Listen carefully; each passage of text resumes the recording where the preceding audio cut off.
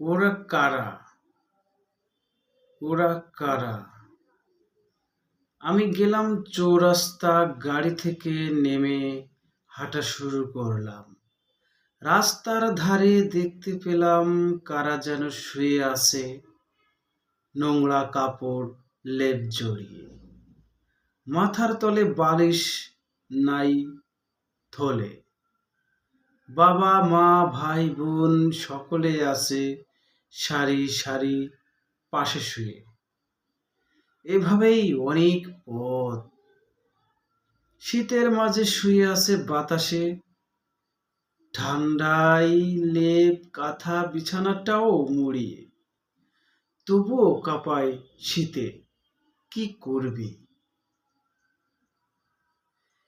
নিচ থেকে ঠান্ডা, উপর থেকে কুয়াশা টপ টপ ঝরছে, বাতাস আবার হচ্ছে। আহ, কি দৃশ্যরূপ! তখন সকাল বাজে 7:30 অনুমান। আহ, সকালের মাঝে লেপ কাঁথা কম্বল শিশিরে ভেজা।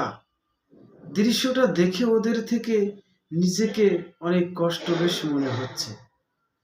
তবে আমার আফসোস করা ছাড়া উপায় নেই, কারণ আমার কোনো তেমন স্বার্থ নেই। অন্যদের কি নেই? তাদের চোখে পড়ে না আমার মতো নিষ্কর্মার চোখে ছাড়া? অতঃপর এসেই এটা কি দেখি, আছে বসে একা ছোট্ট একটা বাচ্চা, বসে আছে ফাঁকা রাস্তার বাড়ি, অনুমান 7 বছর বয়সী কম বেশ।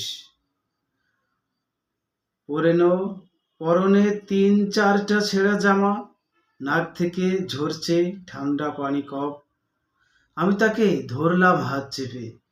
ঠান্ডায় ভরব সারা গা, পায়ে নেই জুতা, ধুলোবালি গায়ে। আমি বলছি নরমে, কনে বাড়ি তোমারে? দুবার প্রশ্নের তৃতীয়বার জবাবে বলল, আমার কেউ নাই রে। পথে আমার ঠাই, বাবা মা নাই।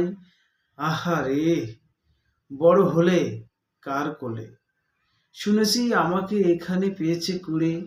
পকেটে আছে আমার 200 টাকা, বের করে দিলাম আমি তাকে 50টি টাকা।